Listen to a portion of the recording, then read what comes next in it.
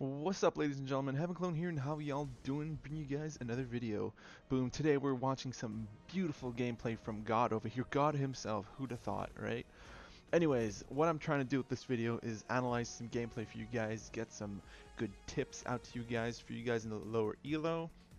I'm a higher elo player myself. I'm not gonna be like, yeah, good guys, MLG, MLG. But yeah, I'm just gonna give you guys some tips and hopefully be slightly funny, even though I'm pretty shit at being funny. So, rip. Yeah. So today we've got some gameplay. It's Howitzer in the off lane. I actually main Howitzer, so this is gonna be some pretty easy for me to give some tips for you guys. I actually main him in the mid lane though, so I don't have that much experience with the off lane. Though when I have played him, I kind of destroyed. So this gameplay is about I'd say it's high gold. Alright, and it's let's take a look here at starting items for Howitzer here. So Buddy decided to start with a healer token and a mana pot. So what the hell is this mana pot doing here, buddy? Alright, the first thing you gotta know about offlane is you're gonna get so much poke if the safe laners are actually decent. You actually gotta go and get as much health as possible. Mana isn't that important compared to health. Alright, because you don't want to die. You don't want to die in the offlane, man. Get the carry fed, especially here where I don't know what the hell they're doing on the other side. They're like popping out Grim and Murdoch. Like they're like, okay, let's go. Like carries do damage and damage kills people. So if we all go all carries, we win. So they're like, yeah, I don't know. But anyways, here you're not doing too bad. I mean, they're not under your tower yet. I mean, yeah. So definitely mana pot, no. I advise healer token and a health pot. Or if you want to be, if you think you're not gonna get poked too much, go ahead and put a scout's ward so you can have warding. For example, here in your positioning, if you get ganked here, like let's say like they have a rampage on the enemy team, right? No, they have a who's jungling on their team? Shit, it's Aurora jungling. Alright, yeah, sure, whatever. If Aurora pops in here, she slides in. Look, she already got a kill. If she slides in, uses her Hoarfrost, right? You will be rooted, and you'll have 3 people on you attacking you. You'll get murdered, completely murdered. So yeah, just positioning, man. It's not too bad here though. I mean, you are under a tower pretty much, but it's just yeah. So again, starter items, healer token, health pot, or if you want to sub out the health pot, you could put a scout's ward. That's basically it.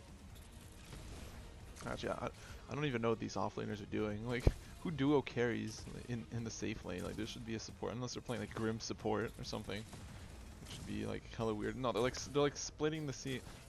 What? They're splitting the CS here. It's kind of retarded. Unless they're playing Murdoch support. I don't know. It's just yeah. Here, if you want to take advantage of it, what you could do is, since they're both carries, you could actually be really aggressive here. Just again, get a ward going, then be really aggressive. Just keep poking them down. Use your mine actually to bounce them towards the tower. If they get too close, for example, look at that Murdoch. He's attacking you right now. If you mine him into the tower before the minions, he starts taking damage. Throw down your slows, get some missiles going, auto him to death. That's a good combo to get kills in the offlane. I often get most of my kills. Like I really get a lot of kills in the offlane like that. But I don't play that much though, so. Rip. Alright, so I see here you are at full mana, and the enemy are both pretty injured. So what I advise doing here is probably going in for an attack. Well, here you go. You got possibly Gideon going in for a gank here. Yep, here he comes for a gank. He just got a purple buff, and he's gonna be coming in. Hopefully he uses his ult or something of the like, because both of them are in a position where they're overextended, so you can kill them. Here I advise going in right away. Use your ult if you can. Perfect. All right. Could have gone better for the kills. Oh, you are picking up the kills. What is their carry doing? Huh. Oh, no. No. Rip. Ah, too bad. You got taken out there.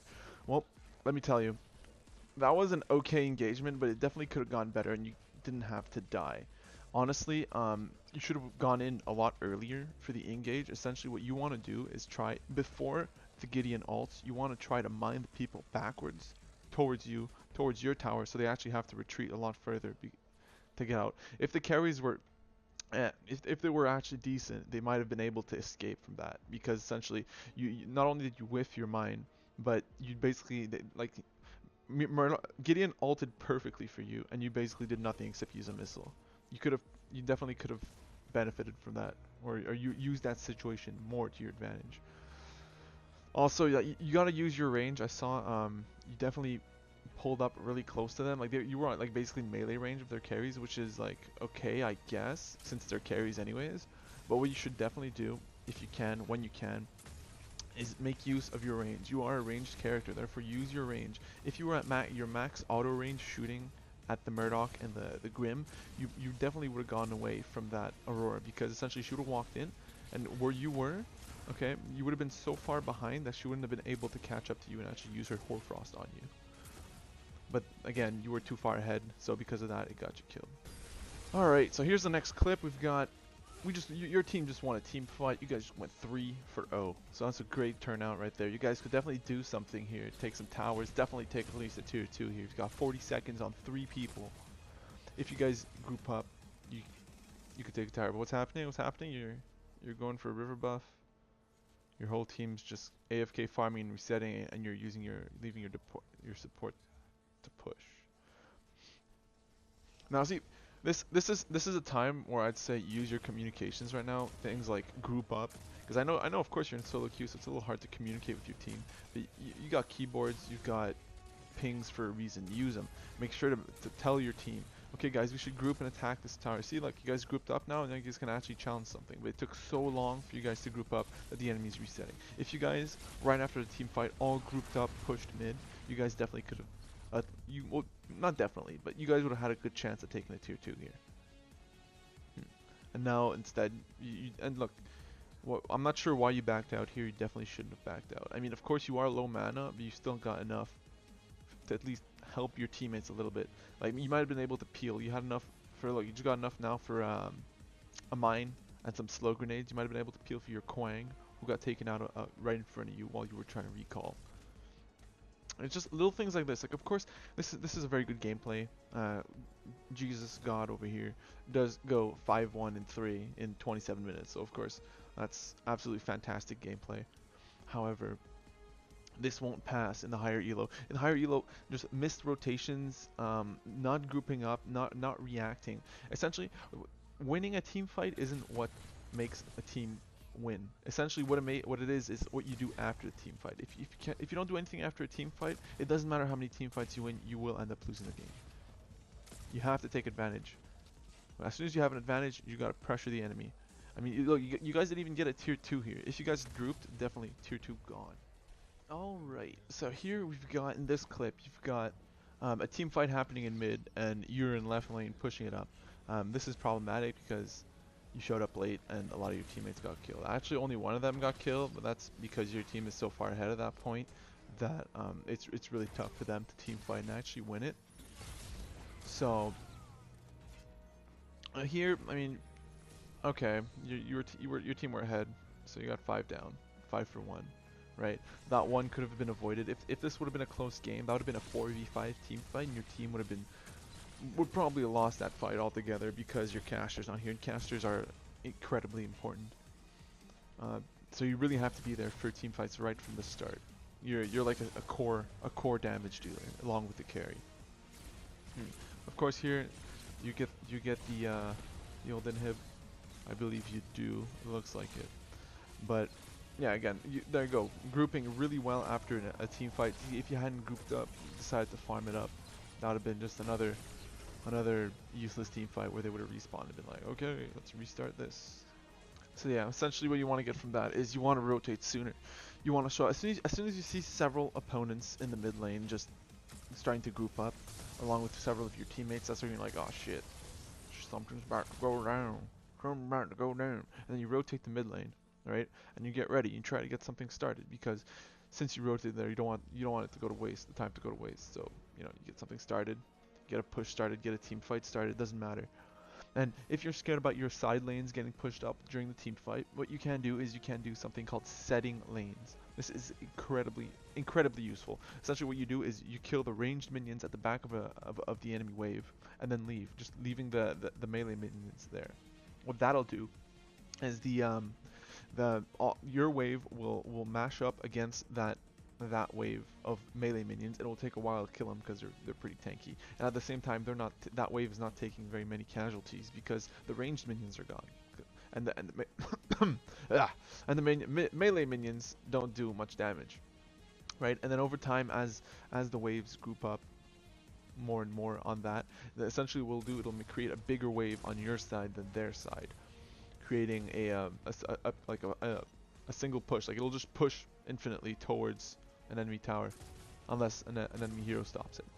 All right, coming up here on the last team fight of the match, I'd say it's kind of, you guys kind of caused this for yourself. I mean, you did lose a team fight. It was like probably like one of the first team fights you lost, where it was 3-for-2. But other than that, pretty much every single team fight you guys won, like decisively, right? And somehow they win one team fight here, okay, where they wipe your whole team, and then basically GG, they end the game, they win. Even though they have an inhibitor down, you guys have been ahead the entire game. I think the game ends, your team has, or God's team here has a like 44 kills, and the enemy team has like 22, something like that. It's like you guys have double the kills, literally. You guys reached 60, way ahead of them.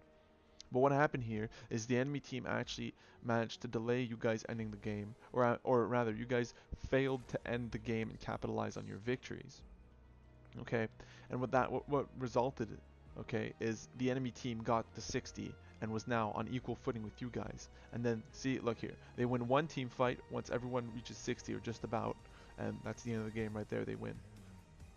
Just because they managed to catch up, or because you guys all hit 60 and they caught up to you guys by hitting all 60 as well. And then win one team fight, and then they end the game. Look at them, they're taking inhibs right now. Look, there goes an inhib. Boom. There goes the next inhib. Definitely. Oh, one's gone. Yeah, Quain's diving it. Not surprising, that's the right play to do. And there you have it, ladies and gentlemen. GG. God's team was done in, even though they completely trashed the enemy team the entire match. Just because they couldn't capitalize on their victories, they lost the game. Now, this could have, of course, this isn't entirely God's fault, and we are analyzing his gameplay.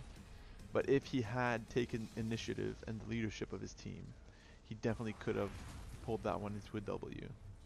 Alright, I hope you guys enjoyed the video. This was my first attempt at making a gameplay analysis. I think it turned out pretty well. It could definitely use some work, but I will be improving in future episodes. If you guys want to send me some gameplays for me to analyze in my next videos, make sure to send them at heavenclone@gmail.com.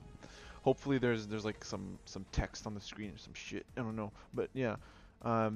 Definitely send it. If I don't get any gameplays, we'll rip. I guess I'll just have to like go asking and begging people. Plus, I'm desperate, guys. Just need the gameplay. Need the gameplay. Maybe some average gameplay would be better, because this gameplay was a little rough for me, because essentially the whole game went like super easy for them. The only thing that happened was they couldn't really capitalize on their victories, and that ended up costing them the game. So yeah, I hope you guys enjoyed the video. Make sure to leave a like and subscribe, because I am desperate for subscribers all year.